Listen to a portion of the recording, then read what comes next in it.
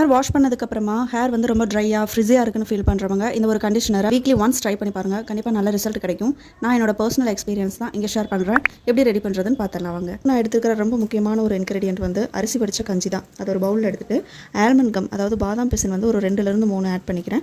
அது கூடவே வந்து செம்பருத்தி பூ ஒரு 4-5 எடுத்துருக்கேன். நான் வந்து இது ஸ்டோர் பண்ணி வச்சுருக்கேன் நல்லா உலர்த்தி. உங்களுக்கு ஃப்ரெஷ்ஷாக கிடச்சதுன்னா குட் அனஃப்.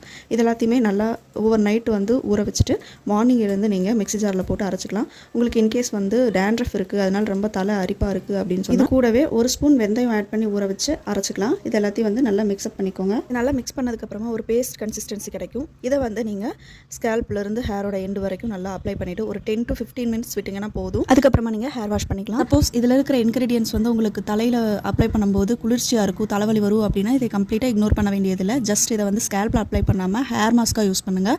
ஹேரை நல்லாவே ஸ்மூத்தன் பண்ணி கொடுக்கும். ஹேர் டேமேஜ் ஆகாமல் பார்த்துக்கோ. அட்லீஸ்ட் மந்த்லி ட்வைஸாவது யூஸ் பண்ணுங்கள். கண்டினியூஸாக யூஸ் பண்ணும்போது தான் நம்மளுக்கு பெஸ்ட் ரிசல்ட் கிடைக்கும். ஹேர் கேர் ரிலேட்டடான அப்டேட்ஸ் தெரிஞ்சுக்கிறதுக்கு நம்மளோட பேஜை ஃபாலோ பண்ணி வச்சுக்கோங்க. வீடியோவை சேவ் பண்ணி ட்ரை பண்ணுங்கள். ஃபீட்பேக்கை கமெண்ட்டில் சொல்லுங்கள்.